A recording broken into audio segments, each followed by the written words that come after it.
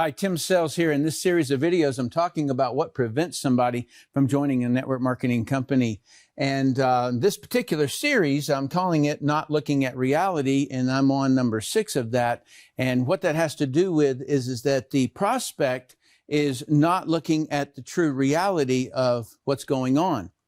And the news will say something like network marketing is a pyramid, or the top make most of the money, or the scam, it's a scam, or something like that, right? And so somebody had asked me, why isn't network marketing popular in the media? And so that's really what I've been answering through these, but this particular video has to do with propaganda, and I assure you, you do not want to miss this one.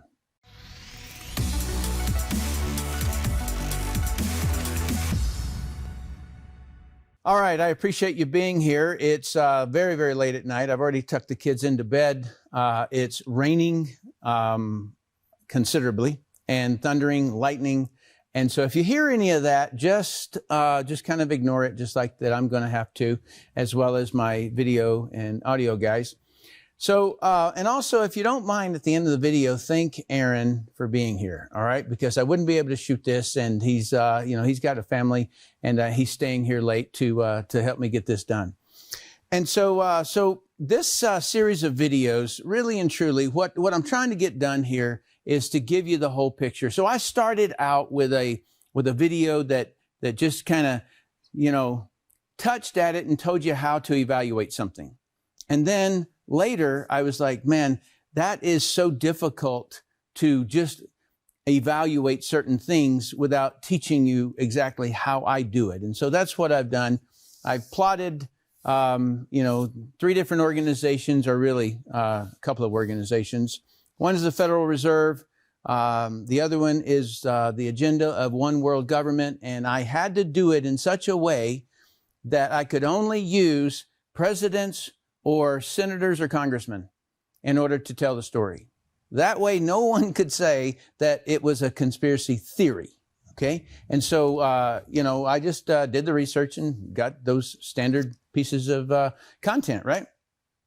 And so now I plot it on a line, and if they say their agenda is this, but the plot line goes like this in a different direction, I can start seeing what the true intention is. And when we pull propaganda into this, now the story gets real juicy and it gets very revealing because they tell us what they're doing.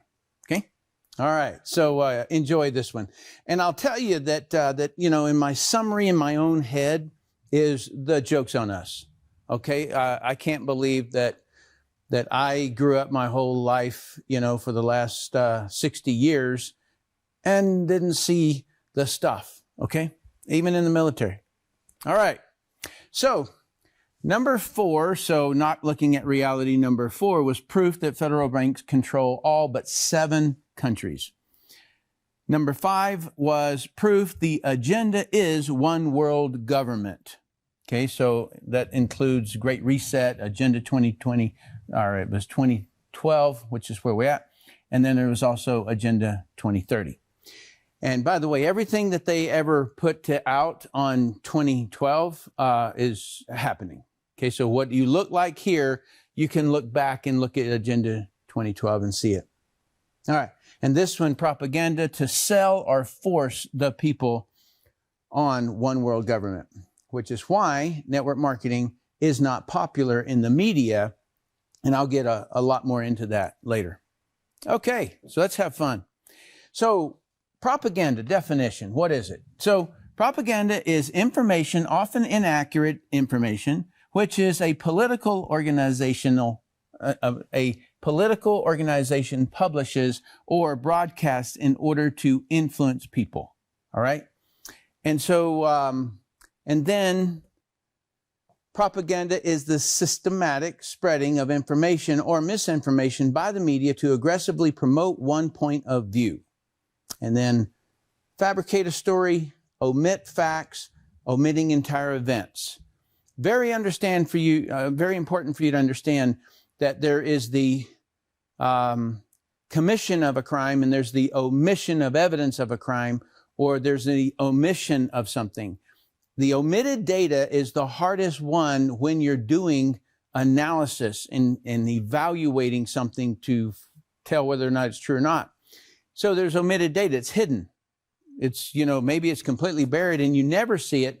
So you have to step over that piece and keep on going and see if anything lines, you know, anything goes out or anything. So that, okay. So now to shape public opinion is another one. And so somebody kind of asked the question, well, what's public opinion? Well, it's the group think. Okay.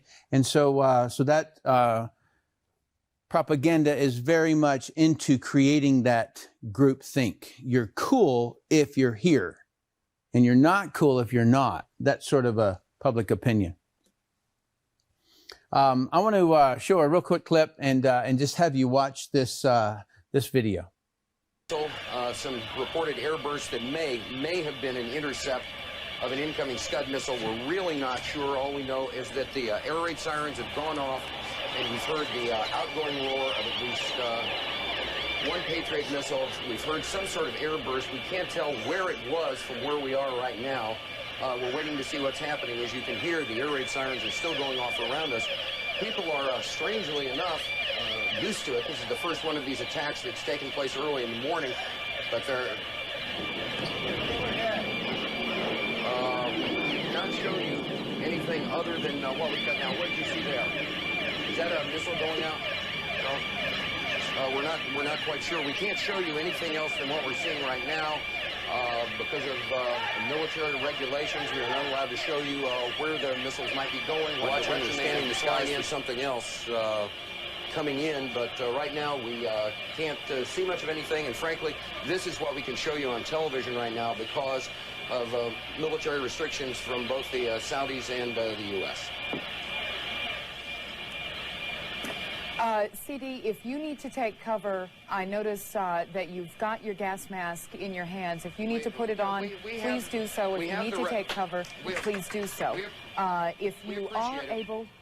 If you are able to we are now led to question. understand that there are also firings in another city in Saudi Arabia. CNN's Carl Rochelle is here with me. He just came up. Carl, I know we can't be very specific given these restrictions, but within those parameters, what did you see? Well, what I saw, I didn't see anything hit. I looked almost straight above us. There was a vapor trail coming from my right to my left, and there's a cloud of something. It looks like it might have been an explosion, a cloud. I'd say it was...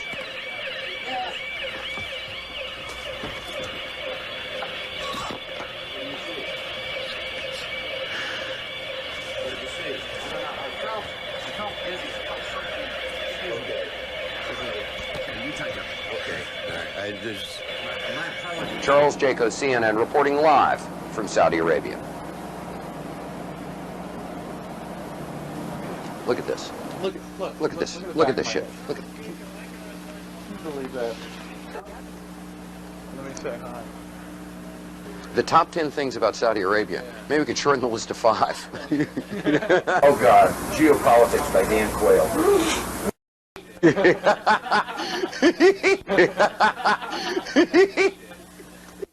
Je suis un journaliste américain. Woof. Woof.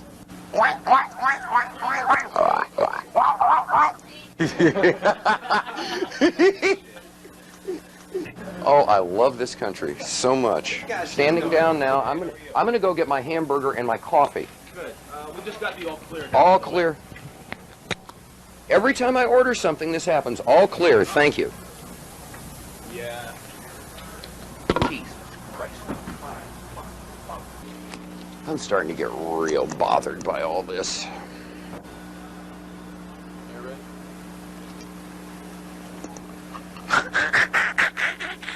Boy, did I almost look stupid.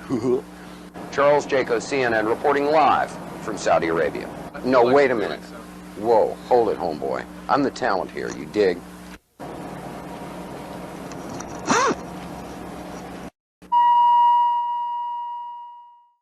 All right, I assure you there's a whole lot more than that little fiasco.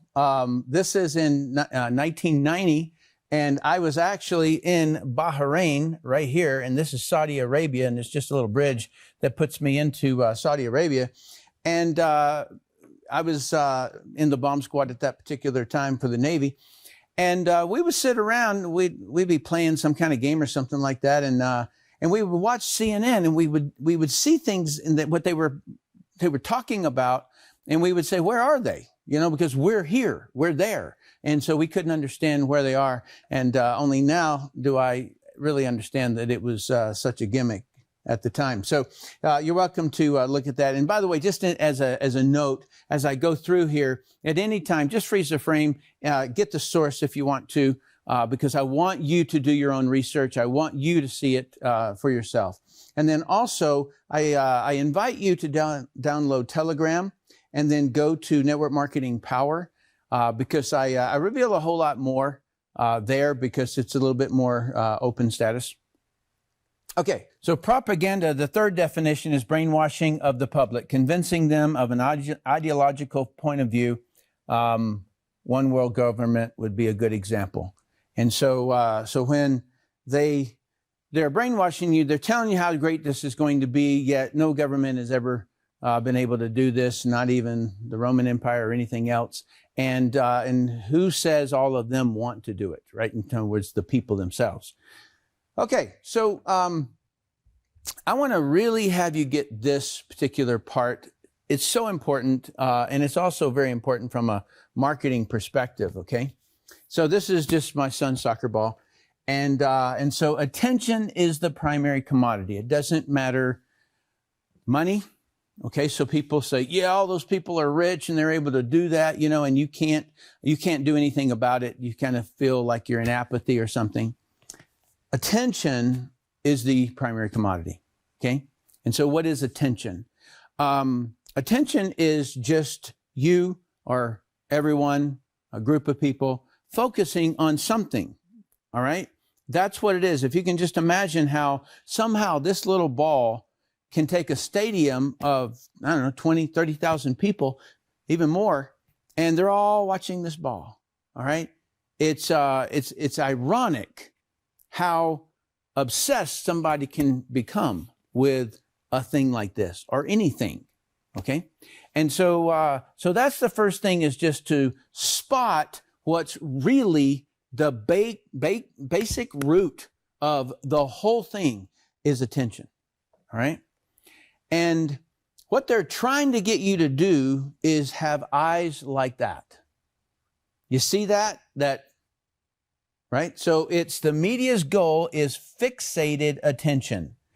And fixated attention is cause someone or something to acquire an obsessive attachment to someone or something. All right. That is what they're trying to do. And they got to make it sticky. Okay, and so that's the reason why it's antagonism and fear and fear and fear and fear and fear and danger, danger, danger, warning, warning, warning, breaking news. All of that stuff is to get you like that. And if you see somebody who watches the news a lot, like all day they watch the news, they look like that. You come in and say, hey, you want something to drink? And they can't hear you. They're fixated. They got that stare. Okay. And this is a really, really good concept of the whole idea is just to get that magnetic pull, not really magnetic, but that fixation, and draw in a whole bunch of people. And so when you see, and I could do it today because I can get on an airplane today in the morning and I see the same thing that was going on back in the 30s and 40s. Okay. And so they're on a train and everybody's looking at the newspaper and they don't think for 1 second that brainwashing is going on. They don't think for 1 second that it's propaganda. They don't even, like, this is the news. I have to be in the know. Otherwise I'm not cool. And, you know, you got some of them that create that real snobby kind of an attitude, like New York Times or Washington Post or something like that, Wall Street Journal. If you don't know, then you're an ostrich and you got your head in the sand, right? And so that is them successfully getting those eyes fixated on something, right? And obsessively thinking about it, okay? Thinking about it, looking at it, thinking about it, and talking about it. If they can get that happening, then they can literally, they got puppet strings on you and they can just move you around.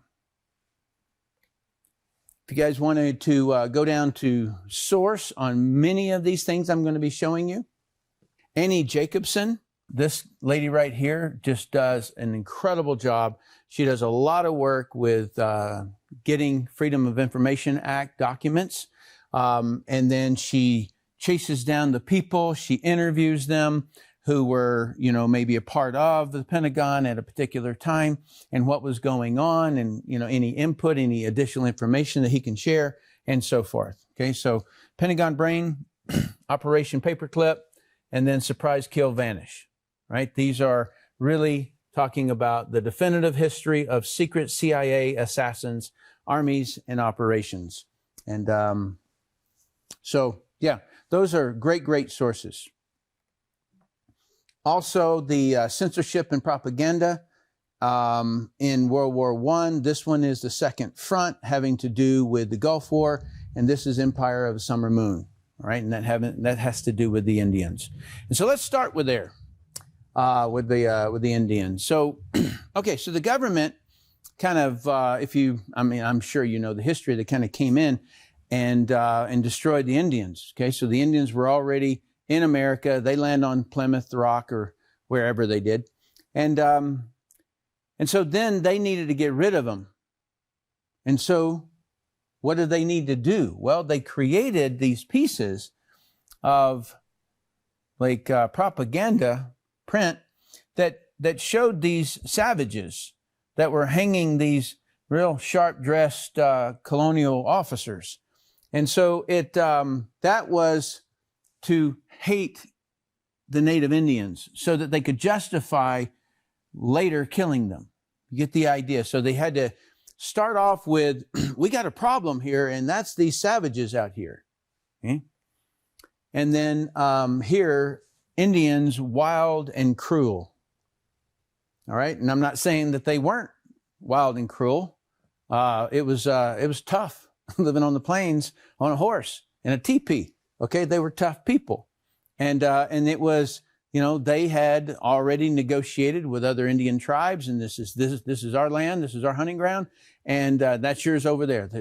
It all worked out, and it worked out for a very, very long time. And then somebody over on the East Coast says, "Here, I'm selling you a piece of government land here. It's really inexpensive." But he didn't say you're going to have to take it from the Indians when you get there. All right, and so they were savages. They were tough, right? All right, it's justifiable on both sides. All right, and so this is the California governor, Peter Burnett, in 1851, sent a message to someone else, and it says, "A war of extermination will continue to be waged between the two races until the Indian race becomes extinct." And then this one, Sir Geoffrey Amherst, Commander-in-Chief of British forces in North America, wrote to Colonel Henry Bonquet at Fort Pitt. He says, "You will do well to try to inoculate the Indians with smallpox by means of blankets." And so they would give the Indians blankets as a gift that had smallpox in it, as well as to try every other method that can serve to extirpate, which means destroy completely, this race. And it took them from 12 million to 237,000 people, Indians. Okay? All right. So they had to shape that story so that they didn't look so evil. And that was the purpose of the propaganda. All right. Why did Europeans come to America? This is my favorite story of ever. You know, like it's so cool to me to think about it. So people were leaving in droves, and they line up and they would stand for weeks and wait on their immigration or whatever it was called at the time for them to come into America. All right. And there were also a lot of people from other countries. And so why did they come here? Number one, own their own land and have independence. That was the primary thing that they wanted. They couldn't get that where they were. Avoid war and corrupt government. That's what they wanted to avoid. escape religious persecution, spread religion, and have an import-export business. In other words, there were resources in America that they could ship back, and then there were things over in Europe that they could bring here. And they wanted to do import-export businesses. And there were a few that what their purpose was is to turn America into what they fled from. So in other words, you have this very top-down central government and, you know, all the way down to the peasants. And some people who got on that boat and came over said, hey, I want to start this agenda and own everything myself. And that is basically the story of the Rothschilds and Rockefellers that were 2 videos ago. Okay, so prior to the 1900s, this is kind of what life was like. Mom and dad stayed at home. They educated and trained their kids how to basically self-sustain. In other words, how to live just like you are. And so, in other words, if you have shelter, right, in a house, and if you have food that you grow, and you have water, then what else do you really need? So everything after that comes about in a strange way, okay? So, in other words, they've got to sell you to get a car. Why do I need a car? All my food's here. They've got to sell you in order to do anything. Okay, so they start out selling paintbrushes and, you know, all kind of different brushes and stuff like that, and things that work on the farm, tillers and various different things. They maybe have horses or something. Okay, you get the idea of the simplicity of life, that they would have to pull you out of this in order to get you involved. That's not what industry wanted. Okay, so if you can just imagine when, you know, the automobile came up, then now they want people to come and work inside the factories to build automobiles. And so industry didn't want this. They needed to pull this apart in order to get their agenda in, which is to have people, you know, working with oil and working in various different things. So that you get an idea. So thus, because the industry wanted that, the government needed to want that, right? And then Americans didn't want to go to war. Okay, like why would they? You know, like this is their life. And they fled Europe because they wanted to get away from wars. And so you're telling these guys, hey, guys, come on, let's go to war together. Don't worry about your kids, all that stuff, right? Wife is saying, honey, I don't want you to go. You know what I mean? The boys grow up. I don't want you to go. You got to get in the frame of mind to really understand what was about to occur with this propaganda. In 1917, a Committee on Public Information was created by the government. In its crusade to make the world safe for democracy, that was what they were campaigning at the time. That was their propaganda. The Wilson administration violated press freedom by implementing a plan to control, manipulate, and censor all news coverage. This is from Smithsonian Magazine. All right, and this right here, this picture, is the censorship board. They were the ones that say, yeah, we can show that. No, you can't. So in other words, when people think that what's going on in the media today is new, it wasn't. It was just hidden. Well, hidden because people weren't looking. All right. So this is the organizational structure. It had 3 primary divisions. It had the news, the film, and the picture division. And to give you an example of the news, it was newspaper, post offices, government offices, and military bases. And what they did, and it was actually a full campaign, as we would call it in the military. They got the message in terms of war into magazines, school campaigns, public speeches. They had 75 people employed as CPI speakers traveling the whole country, and they would speak for about 15 minutes in between the change of a movie theater reel. Okay, so back then they had reels, and if it was 2 reels, then you would stop. There would be an intermission, and then that's when they would come out and they would speak about the importance of getting involved in the war. All right, 75,000 speakers. This was created to fake a reality to serve their agenda. All right, so I know that a lot of people aren't up to date in terms of like what was going on that created World War I.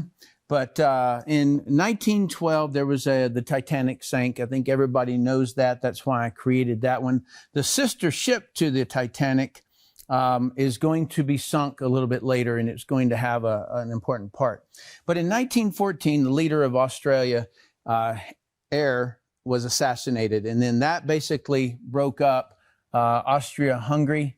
They declare war on Serbia. Germany declares war on France, Russia, and invades Belgium. President Wilson declares policy of U.S. is neutrality.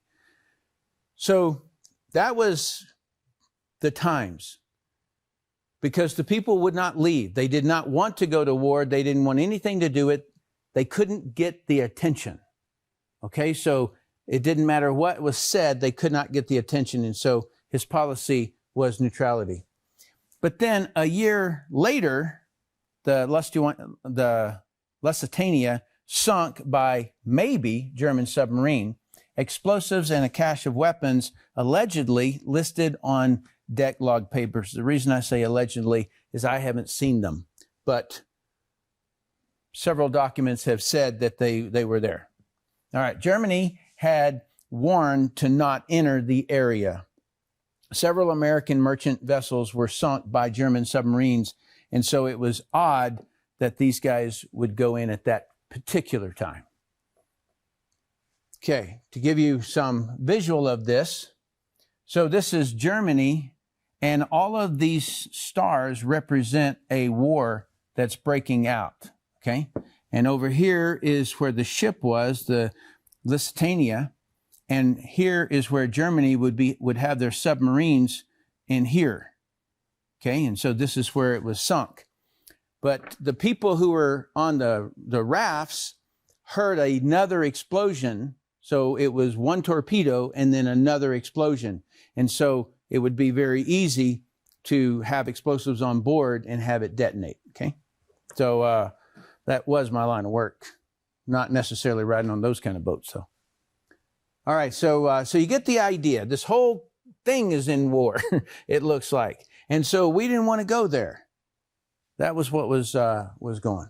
All right, so here's some of the shaping of it. They had a committee on the public information. Every picture and video had to be approved. This was their official. I just wanted to document that it was theirs and it wasn't some other group. All right, so they're calling, join the Army for home and country. And then this stamp, it is, you can read this right here. Remember always, nothing German. Remember this. I'm going to show you that stamp in just a few minutes, and it'll have a lot of meaning. Hate the Germans. Okay, so they show this ape destroyed this mad brute, enlist. Will you fight now or wait for this? In other words, you know, here he is on his farm and he's being taken over. I guess that's his grandfather that they shot, the wife. There is still a place in the line for you. This space is reserved for a fit man. Will you fill it? Okay, so this is the advertisement at the time. Soldiers eat babies. That's a fact. Think of the children. Join Team Demo Man. I can't make that up. Today, and make those monsters pay. All right, there's 2 devils, babies 164, children 178, women 292, non-combatants, right? A good month's business. So they're poking them, antagonism, right? And by the way, that's a government website. All these are from a government history website. The 2 primary propaganda pieces that had the most bite was babies on bayonets, which is this image, and the Lusitania sunk by a submarine, probably 1,200 dead, twice torpedoed, and that's what I was talking about.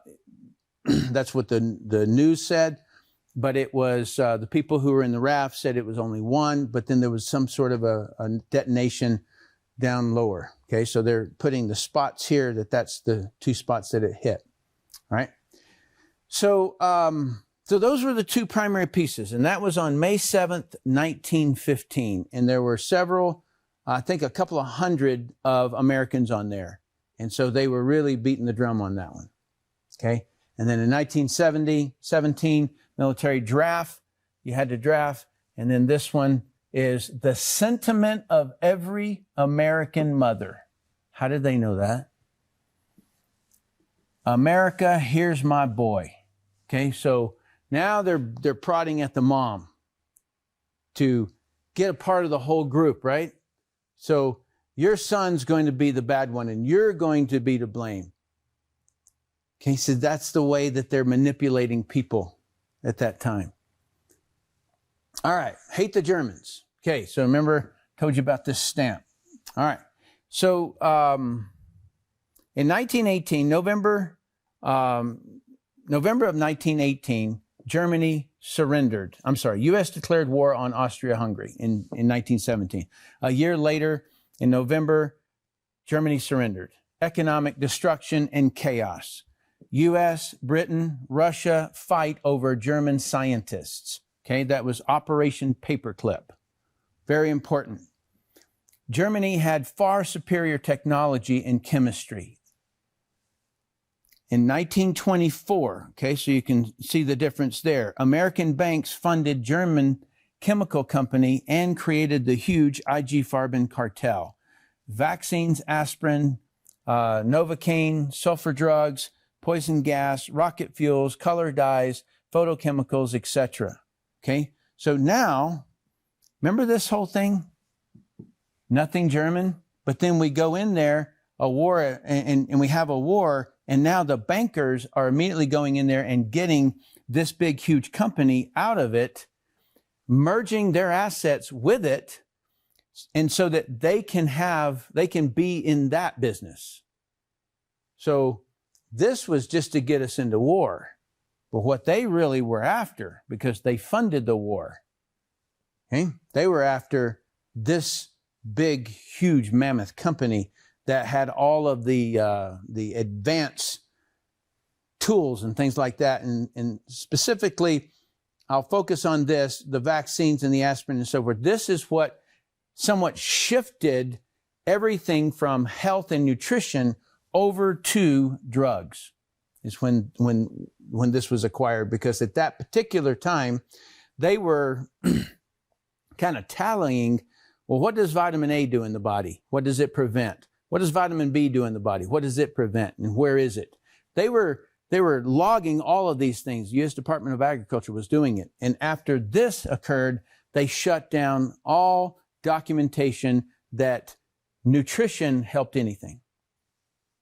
All right, and in 1924, J.P. Morgan and Company executed Dow's plan. $200 million loan, control over Germany payment, budget, monetary system, and much of the credit system. Germany lived off debt. Germans paid off the loans with shares of German companies, okay? So in other words, Germans who had companies would help pay off the loan by giving shares, allowing American capital to actively integrate itself into the German economy.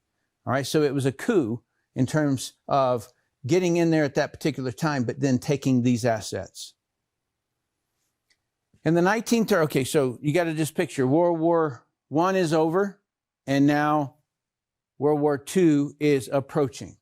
So in the 1930s, American people had learned how the bankers and government had manipulated the U.S. into war. Wanted nothing to do with it ever again. Okay, war is required to gain power, riches, and control. The public isn't interested. Solution, create an enemy so terrifying that the masses will beg government to go to war. All right, so that was a quote that really resonated. All right, so in 1932, media was pushing Nazi Germany evil. Charles Lindbergh, he had the Spirit of St. Louis airplane. He was doing all kind of acrobatic stuff. A lot of people followed him in the media followed him and things like that, local media. All right, so he was quite famous pilot. led groups of 800,000 who opposed going to war with Germany. His son was suspiciously kidnapped out of the upstairs bedroom, murdered by a, quote, German man. And that was supposedly the kidnapper. That's Charles Jr., and that's Charles. Okay? So, interesting circumstance that in terms of like creating an enemy so terrifying that the masses will beg government to go to war.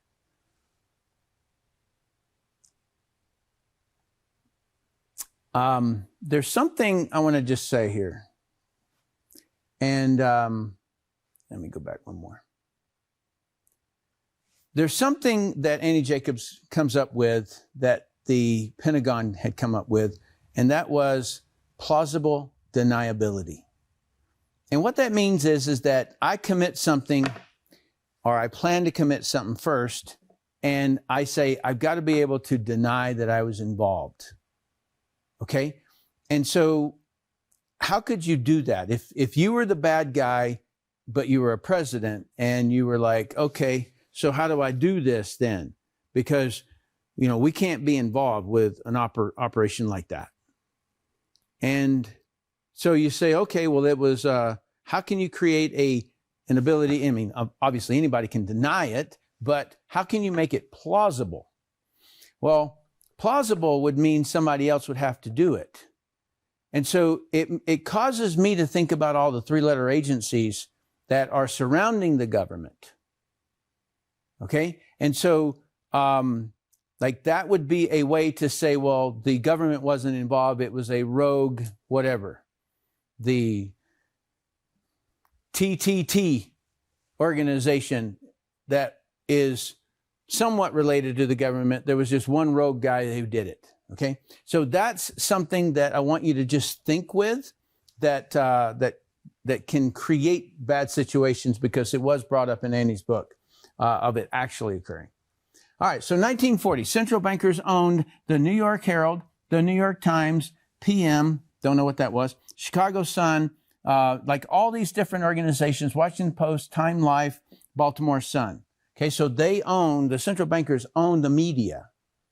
And this is shaping public opinion, right? Hollywood produced war propaganda, Lady Hamilton and The Lion Has Wings.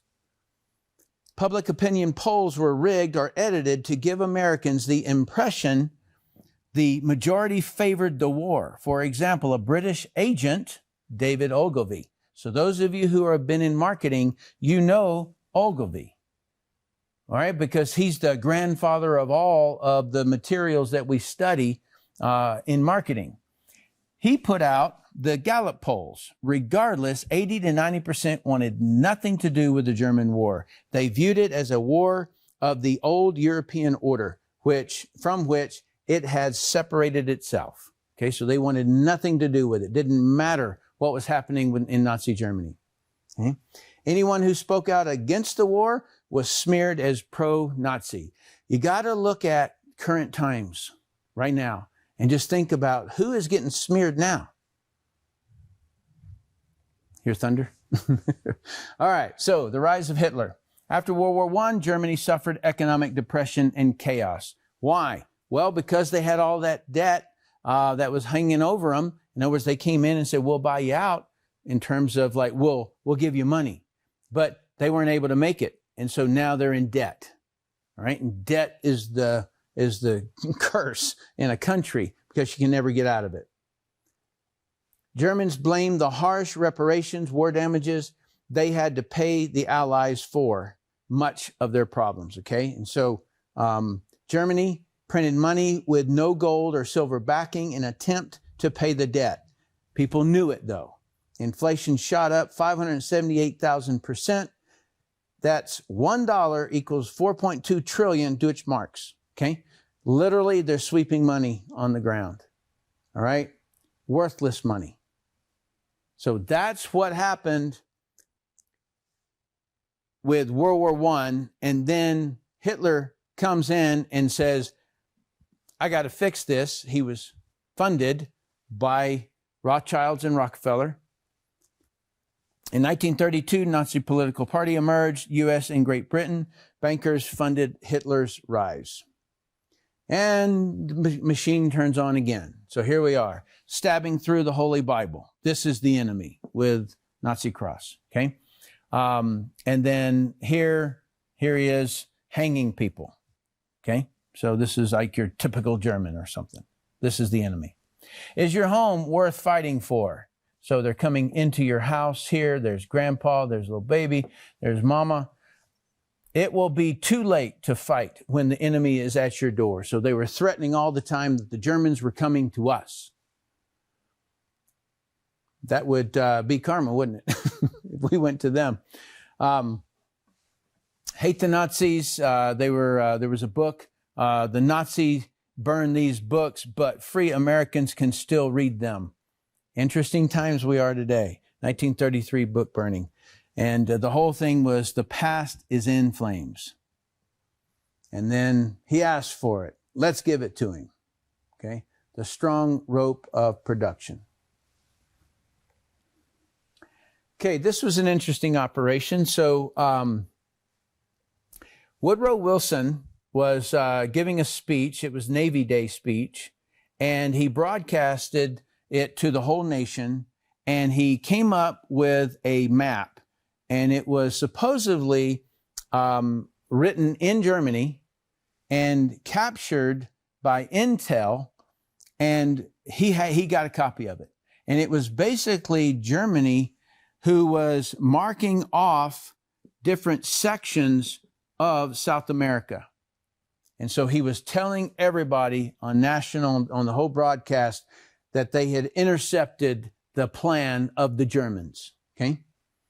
And in addition to that, there was U.S. warship torpedoed, U.S. destroyer Greer on September the 4th, and the U.S. destroyer Kearney on October the 17th, torpedoed by unprovoked act.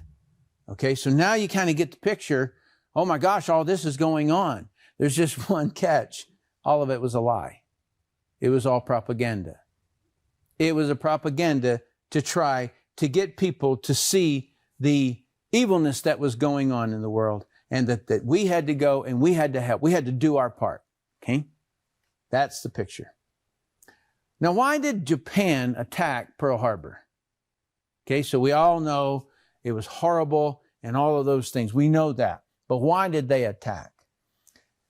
Franklin D. Roosevelt blocked vital resources to Japan, knowing it would cause retaliation from Japan.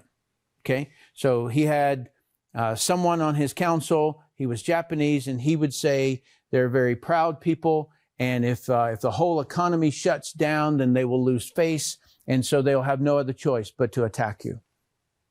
Okay, and so Franklin D. Roosevelt knew it.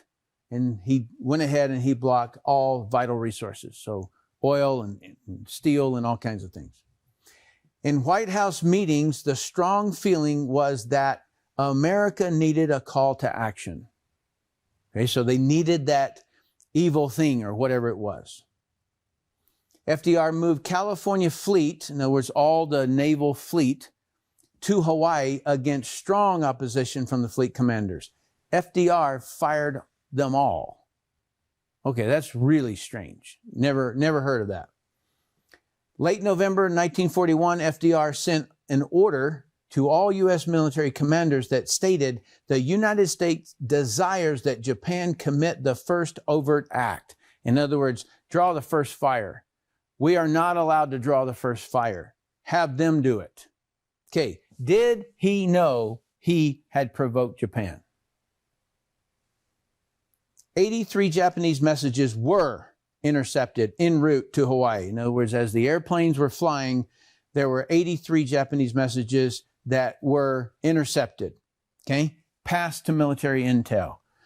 This book right here, if you're very fascinated with this kind of a subject, Day of Deceit, this gentleman right here, Robert, wrote that book, and he had communications with the people who were intercepting those things in Hawaii, those messages. And so he is saying that it's the day of deceit, okay? Japanese are now the enemy. So this is the enemy. Okay, so the sun flag, the smack in the face of Uncle Sam. Shall we let him get away with it? Let's go. Everybody, keep on firing.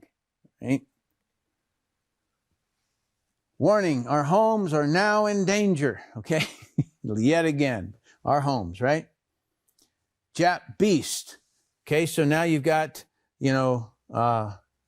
fragile woman laying there with warriors, and he's about to hit her. Uncensored photos. Stop him, and the job's done. Okay, U.S. official poster. Okay, so you see this consistency.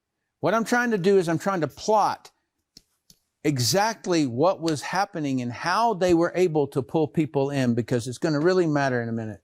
Doing all you can, brother, with his question mark, buy war bonds, buy liberty bonds. Come on. Is he your child? You don't want this. Buy war bonds before it's too late. Okay.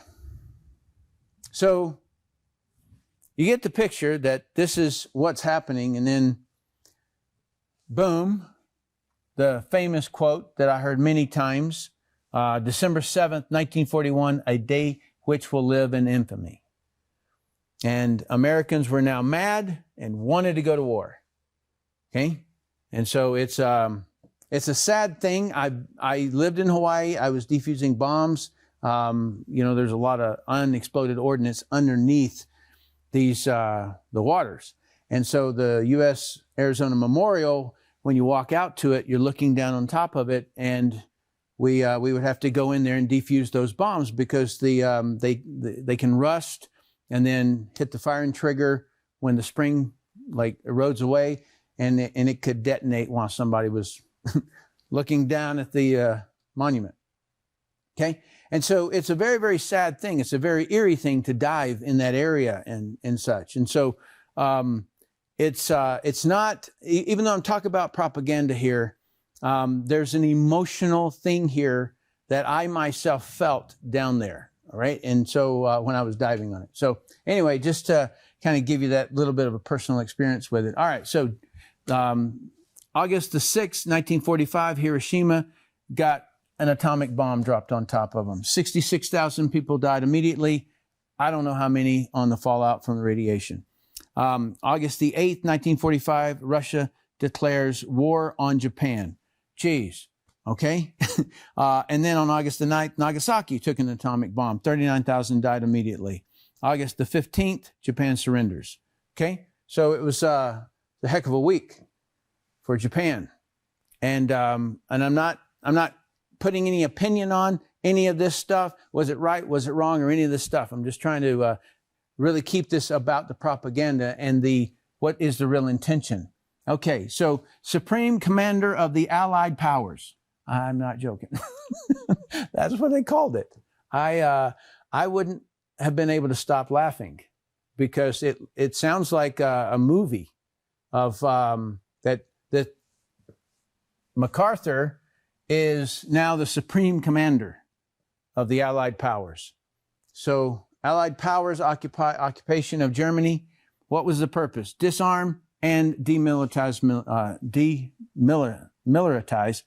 Germany. Allied powers occupation. Sorry, it's getting late. Of Japan. Disarm and demilitarize Japan.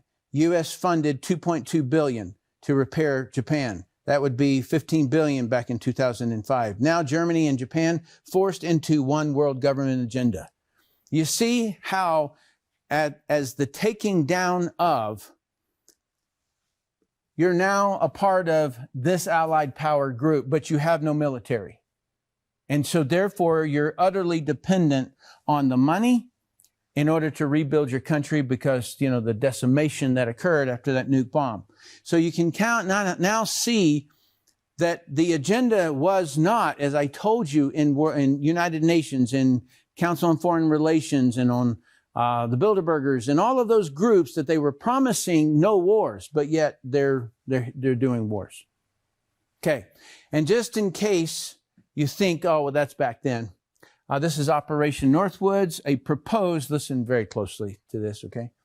a proposed false flag operation against American citizens that originated within the U.S. Department of Defense and the Joint Chiefs of Staff of the United States government in 1962.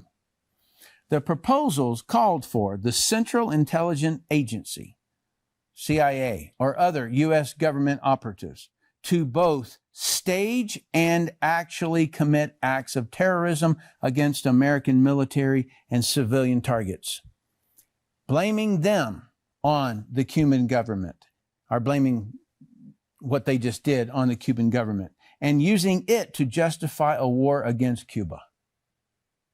All right, so you might have thought I took a little liberty in the last couple of comments that I made back there in going through there, but now you can see that it was that the agenda is an agenda that the government uses. Okay, the possibilities detailed in the document included the possible assassination of Cuban immigrants, sinking boats of Cuban refugees on the high seas, and hijacking planes to be shot down or given the appearance of being shot down, blowing up a U.S. ship. Okay, so now the Lusitania dropping doesn't sound so strange or out of whack here. And orchestrating violent terrorism in U.S. cities. All right, so that's in 1962, Operation Northwood. Okay, so in 2012, Obama did legalize propaganda. 2012, government is allowed to create propaganda tailored specifically for U.S. public consumption using any media it sees fit, while remaining anonymous as to the source of the material being reported. Okay, so now CNN is taking the rap from the government or Fox or whomever they're handing the media to. Okay. This covert activity by our government's State Department, Public Diplomacy, and Public Affairs Department can only occur with corporate media's full complicity, for which it is well compensated, thanks to the tax dollars appropriated by the SMMA, which is the Smith-Mundt Modernization Act of 2012. It means that when our own government's propaganda is presented to we the people, or we the American people, as news, we are none the wiser that it is scripted, orchestrated, and fully supported with the invisible seal of approval. We taxpayers pay for it. And then this SMMA unbinds reporters and news departments from the solemn responsibility to verify information. Okay, so now we see that they're allowed to lie. Okay? And so some of you have thought, hey, wow, don't they ever go back and look at their old stories and kind of like completely, want to quit? Because every time they put out a prediction, every time they say something, it doesn't happen, or something like that. I'm talking about media, not necessarily weather or something. All right? So, and here is, an incredible grid, and because this pulls it all together. And so you've got the Council on Foreign Relations, established in 1921, and then you've got the Bilderberger meetings, and you've got, and that was in 54, and then you have in 73 the Trilateral Commission. And so what we've got here is all of these people are the players, right? So they're the supreme leaders, or whatever you want to call them. And then here's all the media outlets and who they're with. Okay, in other words, this is Wall Street Journal, this is NBC, this is Time, this is The Economist, this is Time, I think that's the New York Times, Washington Post, CNN, all of them, right? You see the whole spectrum right there. And this lady right here, Maria Bartiromo, I had a personal liking of the way that she did journalism. I started watching her when I was trading stocks. And so she's always had like an air of where she's on our side. That's the feeling that I always got from her. And so when she would interview somebody, she she would say something like, you know, it sounds like a whole lot of hanky-panky going over there. What's going on? You know, and so she would say stuff like that. And so I kind of got the feeling as though that she's on our side, we the people side, you know? And no, she's part of the group. And you do not get access to this group unless you are a part of the group. And so she is what is known as controlled opposition. Okay, so it would be very, very boring if every single one of these people in all these news stations did the same exact thing, and there was no resistance, no arguments, no anything. Because how do you convert somebody who is, you know, like loves the Constitution? How do you convert that person who is a war hero and, you know, loves his country? And he sees this stuff going on. He can see it. He can smell it, right? And you got to get somebody who's like him to argue and say, this isn't right, right? And then you're like, yeah. And now you've joined the fight. You've now joined the fight because of Maria Bartiromo or whomever it is that is your ally, that you feel as though that they're going to get something done. Have you ever watched any of that stuff? Congress is, you know, Congress owns Facebook, right? Not literally, but, you know, or whatever it is, right? And nothing happens. Now you see why. Okay, they're all part of that same group. All right? This is the coup of all coups. This is the whole media. And what's not up here, they're owned by some piece. All right, so like almost all the media that you would ever see in print, you'd ever see in these things is going to be like this, okay? By the way, I will show you back over here. Here's Google, YouTube, Facebook. I'm not sure what that is. AP, like the whole thing. All right, so now this is right below that picture that I just showed you, right? And this is the Imperial Council of the Foreign Relations. And so these people, so now you see ambassador to the United Nations, president of the World Bank, these kinds of people. Okay, so these are the special ones, the Hollywood, studios, media journalists, universities, academics, members of Congress, all this, okay? So, you see that? There's no red and blue. Red versus blue. There isn't. That is created so that they can have controlled opposition on either side. Whichever side is winning or losing, they can have a controlled opposition side. That's all it is, all right? And as much as I wanted to believe otherwise, it was a deafening blow. Now it's really raining hard. I don't know if you can hear it or not. And then this one, I know that anybody who is in the military, especially people who are in the bomb squad, my buddies, hi, they would be very curious about this. And that is this thing down in the corner, and that is the 9/11 Commission. All right, I assure you, as a bomb squad technician who was part of implosions, in other words, bringing buildings down upon themselves, when I first saw this in the news, I was like, that's inside, right? That's the only way it would fall that way.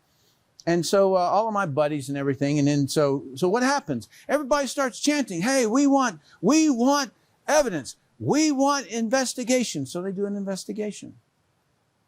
And what did they come out with? A nothing burger. All right, but they did it.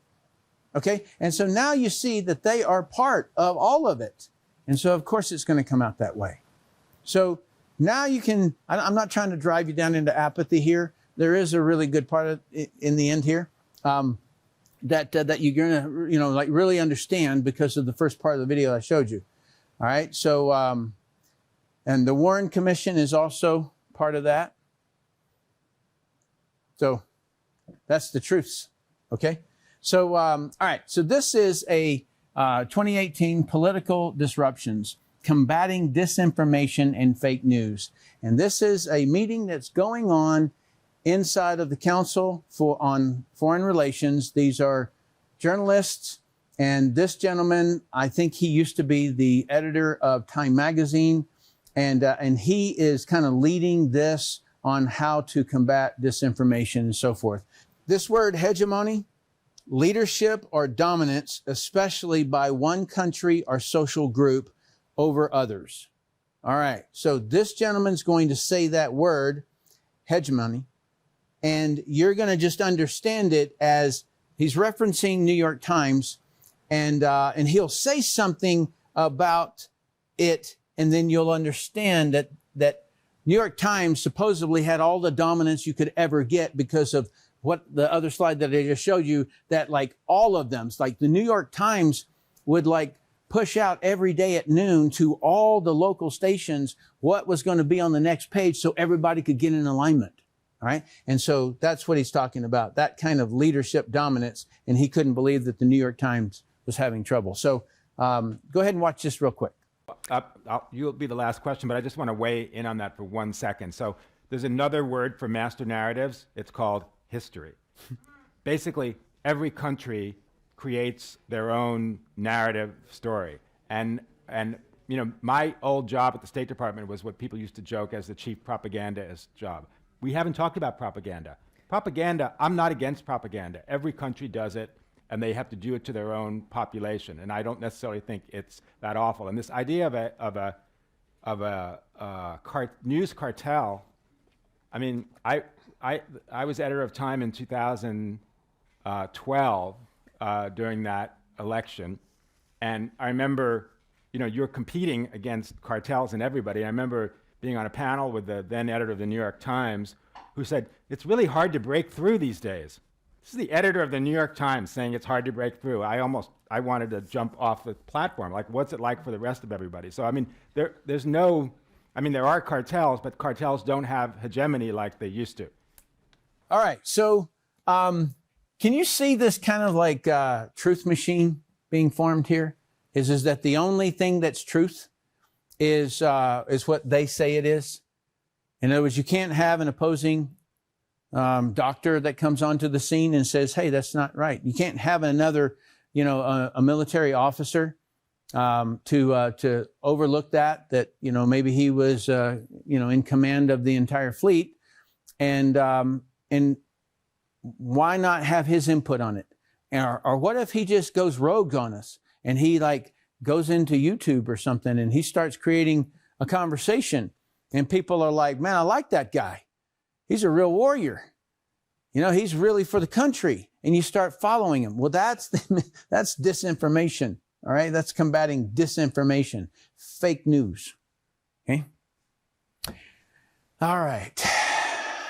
I hate to say this, but how could it have gone any other way? U.S. News Networks ranked last of 46 countries in trustworthiness. All right. U.S. ranks last among 46 countries in trust in media. Okay. So just 29% of people surveyed in the U.S. said they trust the news. Okay. So if people have completely been inside of watching the news a lot, and I know people, all right, my parents, you know, some of my siblings, and so I know the way that they think, and I can tell it as soon as they start talking. And so they would be really surprised to know that they are the minority because they think they're in the know, but they're the minority of people who trust the media, all right? I mean, that's really bad. 46 countries and we're the least trusted. CNN viewership dying. Well, that seems to be logical, right? So you've been telling us a lie for a long, long time. CNN notches 24th consecutive week without hitting 1 million viewers in poor rating streak. And this is August the 11th, 2021. Okay. And so you can see this, and this is back in 2017. Okay. So they were already in a nosedive and they were at 250 million, down from 400 million. And now they can't even get 1 million. Like I was talking with somebody the other day and he says, Tim, you know, that you and I doing this interview will have more views than CNN will. I was like, wow, that's crazy. So now you get the level of this. And this is just going to be a real quick clip. And this is Project Veritas, and he is talking with the journalist at CNN. In fact, he's one of the main technical people in terms of strategic. And so listen to what he has to say here about it. On your channel, you were coming me or you're saying like how media is the greatest weapon. Where were you going to go with that? I mean, it's just propaganda. Like, it can really. Sorry, my chime just went off. What do you mean by propaganda? Like, you can shape an entire people's perception about anything on how you do it, right? Like, How do you do that? just by like forcing a story to help like your platform, you know, like you can all of a sudden say like coal is the future of like energy. Well, that could be propaganda because like who owns the company might have stake in like coal mining. So like Trump getting blasted all over like constant feeds of like Twitter and Fox giving him a platform is what fueled that fire. You know? Okay, so they know it's just propaganda, all right? So they all know that it's propaganda, and so that's why I said in the beginning, the laugh's on us. They've known they've been fooling us, all right, the whole time. Maybe not the whole time. All right, so this video I want you to watch, and you best take a pen out and paper and just really listen to it. Pause it, rewind it, get every single word, because there is just nothing that I could have ever said better than the way that this video is laid out. All right. And so I'm going to watch it at the same time you.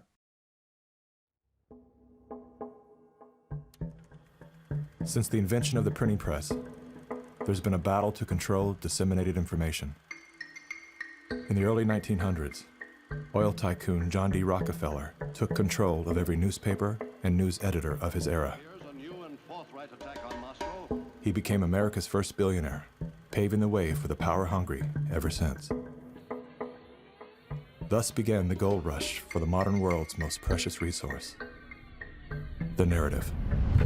Do you have any people being paid by the CIA who are contributing to a major circulation American journal? During a Senate committee investigation, it was revealed that the CIA had been conducting a covert operation to infiltrate and control U.S. media. They called it Operation Mockingbird. We do have people who submit pieces to American journals. Do you have any people paid by the CIA who are working for television networks? This, I think, gets into the kind of details, Mr. Chairman, that I'd like to get into in executive session. Over 3,000 CIA contracted and trained operatives were placed in key positions within top media outlets. Posing as editors and journalists, these well-paid actors never dared to question the effect of their lives on the world beyond their cozy studio. How often does the CIA manipulate the media in this way? It goes beyond your wildest imagination. Setting up student organizations so they could draw radical students in. 5,000 university professors co-opted to help the CIA manipulate people's minds. Journalists in the U.S., including big-name journalists, co-opted to function routinely to help the CIA put out stories and biases to the world. As this 1952 CIA memo says, the aim is controlling an individual to the point where he will do our bidding against his will. It's a great brainwashing process to change the perception of reality of every American to such an extent no one is able to come to sensible conclusions in the interest of defending themselves, their families, their community, and their country. Would you say that continues today?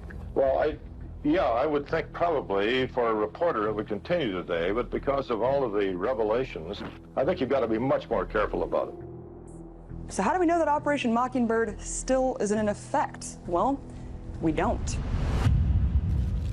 It was the Telecommunications Act of 1996 that opened the door for predatory corporations to monopolize the industries of print and broadcast. This bill protects consumers against monopolies. It guarantees the diversity of voices. Today, a handful of corporate empires own and control the vast majority of everything you read, hear, and watch.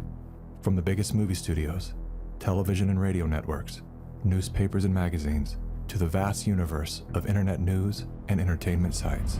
Amazon has transformed its operations in response to COVID-19 to protect employees and keep packages flowing. The company is keeping its employees safe and healthy while still delivering those packages to your doorstep. The company is keeping its employees safe and healthy. The company is keeping its employees safe. Millions of Americans staying at home are relying on Amazon. And that is how it works. It's like a house of mirrors, where you're seeing the same thing over and over and over again, except it's distorted.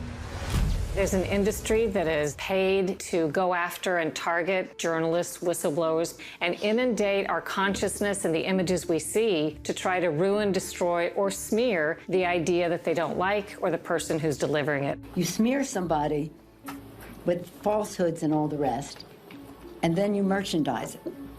And then you write it, and they'll say, see, it's reported in the press, so they have that validation that the press reported the smear, and then it's called the wrap-up smear. Now I'm going to merchandise the press's report on the smear that we made. And it's a tactic. Welcome back, everybody. News personalities are not the only high-paid actors to serve the propaganda machine. Most late-night talk shows are owned by the same corporate overlords and thus follow the same script, only laced with a laugh. Our main story tonight concerns conspiracy theories. Last Week Tonight with John Oliver featured a skit entitled Coronavirus Conspiracy Theories. Like the claim that the moon landing was faked. First thing to note here is that Mr. Oliver opens with commentary about conspiracy theories that are completely unrelated to coronavirus. This is a standard tactic used by propagandists to set a tone so that anything that follows will be seen through the lens of absurdity. Plandemic, a pseudo-documentary filled with a hodgepodge of conspiracy theories. Mr. Oliver then does his best to debunk Dr. Judy's claim that she was arrested but never charged with a crime. She was absolutely criminally charged. This was not an oversight, but a blatant lie. Prior to the taping of this episode, Mr. Oliver had the official arrest documents that clearly prove that Dr. Judy was never charged with a crime. Mr. Oliver then attempts to debunk the idea that a beach, aka nature, holds any value in boosting our body's natural immune system. Instead of challenging the point with science, he kills it with a smear. Everything that you just said is insane. Television is not the truth. We deal in illusions, man. None of it is true. But you people sit there day after day, night after night, all ages, colors, creeds. We're all you know. You're beginning to believe the illusions we're spinning here. You're beginning to think that the tube is reality and that your own lives are unreal. This is mass madness, you maniacs. In God's name, you people are the real thing. We are the illusion. So turn off your television sets. Turn them off now. Turn them off right now. Turn them off and leave them off. Turn them off right in the middle of the sentence I'm speaking to you now. Turn them off. I hope you loved that video as much as I did, or do. 3,000 CIA agents posing as actors, editors, and journalists. 5,000 university professors. Telecommunications Act of 1996. And that's where Clinton is signing that. But, and every bit of it is just really, really incredible. There was something that I extracted out of it that I just have to show you. And this is James that was talking there. He was the one who was an unknowing subject of U.S. Army experiment, okay? And so he was a part of this brainwashing thing. And he goes, it's a great brainwashing process of changing the perception of reality of every American to such an extent no one is able to come to a sensible conclusion in the interest of defending themselves, their family, their community, and their country. I think that pretty much sums it up from the standpoint of what the agenda here is.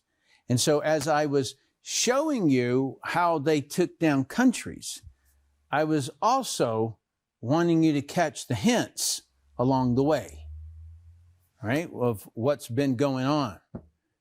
This is kind of the SOP, the standard operating procedure, decide the country to take down, propaganda to tell the problem, to get people behind it, false flag, assassinations, provoked, kidnaps, whatever it takes in order to create the anger. Allied military takeover, country surrenders. Reparations, war damages, repayment equals terms and conditions established. Country now part of one world government. All right? And so I invite you to view this also as decide the individual, decide the state, decide the county, decide the whatever. Okay? It's a you can make a lot of sense of a lot of things if you view that. So, all right. So this is the world. This is the reality. All right. This is the reality that they wanted us. They created. Okay. They got us looking at the ball, and they created this thing while we were looking at football or basketball or soccer or whatever it is. And so, in other words, they've established it, and they got all of the people in the media on board, right? And so, but the people in the media are losing the grip. You see that? You go down from 450,000 or 450 million views, and you can't get 1 million views, right? It's dying because a whole lot of people are saying, right?